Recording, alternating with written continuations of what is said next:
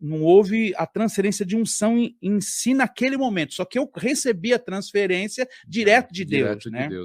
Muito bem. Aí eu tentei levantar e não tinha jeito, a perna não funcionava. Até então, até o fim do culto, não funcionava as pernas. Aí foi engraçado, porque eu fui de braço dado com 2 pessoas que nem um bêbado, arrastando as pernas até o carro. E quando chegou no carro, eu disse para uma das pessoas da minha igreja, mas eu não tenho como dirigir. Como que eu vou dirigir o carro? A perna não comanda. Ele falou, não, pastor, fica tranquilo, nós estamos contentes com o que Deus está fazendo com você, a nossa igreja vai mudar. Né? Não falaram, mas era isso que eles estavam sentindo, feliz, né? Estavam contentes, porque fui impactado, né? Não, nós dirigimos para o senhor. Tiveram que dirigir o carro para mim. Eu morava num sobrado na parte de cima, em Santo André. Tiveram que me levar para cima e me pôr na cama, porque eu não conseguia coordenar as pernas. A minha perna só foi voltar a funcionar no outro dia de manhã. Aí o que eu fiz? Fui para lá de novo, porque era de dia e de noite. Aí eu não quis saber de mais nada, larguei tudo e fui para lá, fui para São Paulo de novo. Liguei para as pessoas, se vocês quiserem ir, podem vir também. Aí foi mais umas pessoas e eu fui de novo. Caí de novo e a perna amoleceu de novo, fui carregada a segunda vez para casa. De novo, e não teve transferência de unção. Foi só também os milagres e o poder que caiu lá, de novo. Aí tremi a noite inteira. No outro dia fui de manhã de novo, 3 dias, fui de manhã de novo. Aí participei da escola toda, então eu fiz 3 dias de escola, aprendendo sobre a escola do sobrenatural, que o Randy Clark me deu autorização para me ministrar no mundo todo. Eu tenho um diploma, eu tenho um reconhecimento dele como afiliado, né? Hoje, isso depois de anos, né? Não foi naquela época, claro.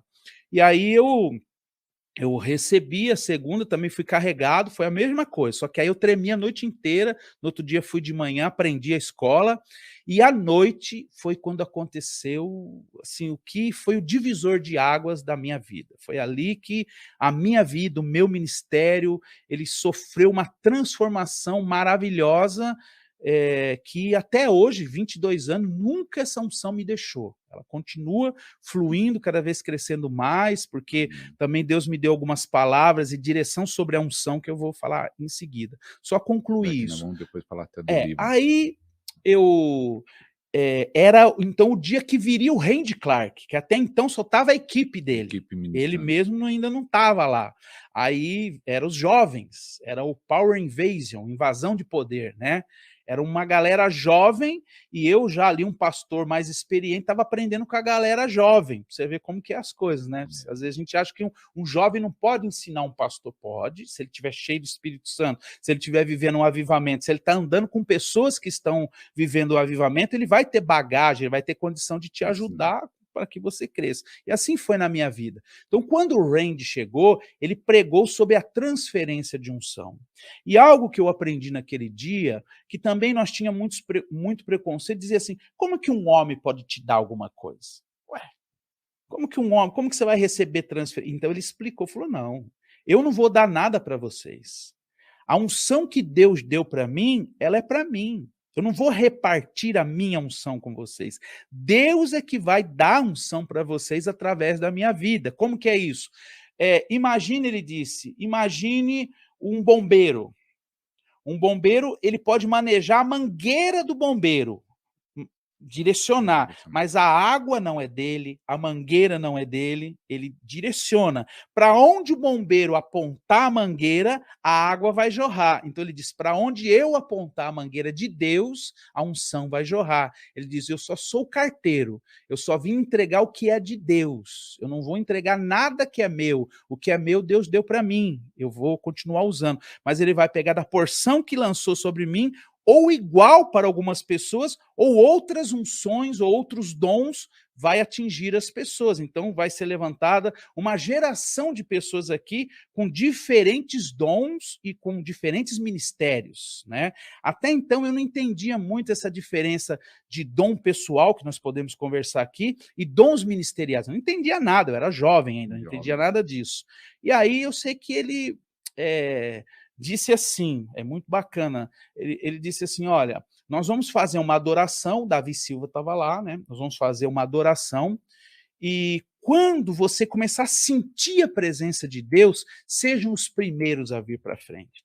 Mais na frente, depois que eu conheci ele pessoalmente, que a gente ficou amigo depois de uns 6 anos, foi que eu entendi o porquê que ele fazia dessa maneira.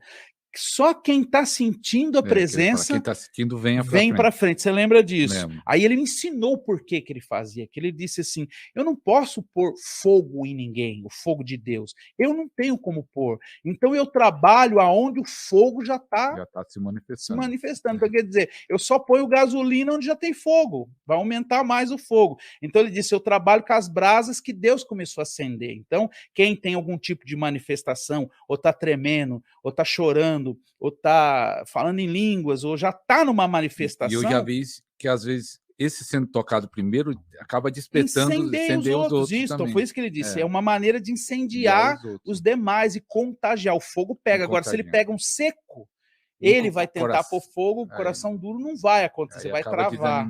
Isso, justamente. Então eu aprendi isso e você pode aprender hoje, né? Que são chaves, ensinamentos importantes. Então hoje, quando eu vou ministrar, por exemplo, às vezes eu vou no meio do povo, eu pego uma pessoa, pego outra, é quem Deus vai me mostrando, porque é ali onde ele está trabalhando.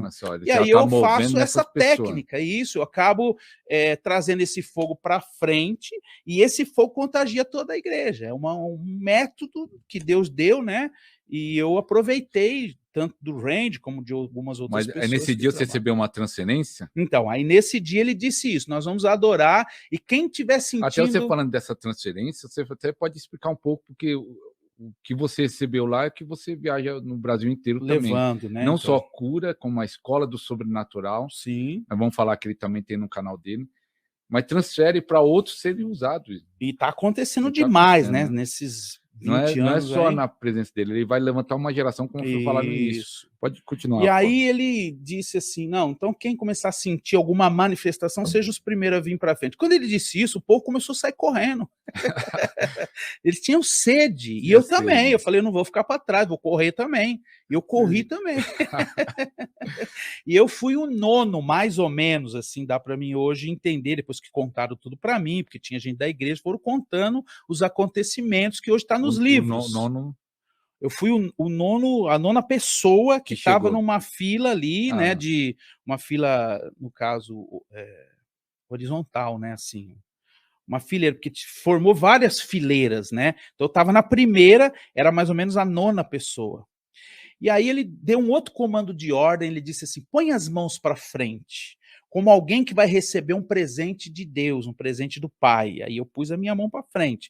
Só que todos nós, quando vamos receber pelas primeiras vezes, tudo, ou todo mundo que vai entrar na presença vai receber, fecha o olho.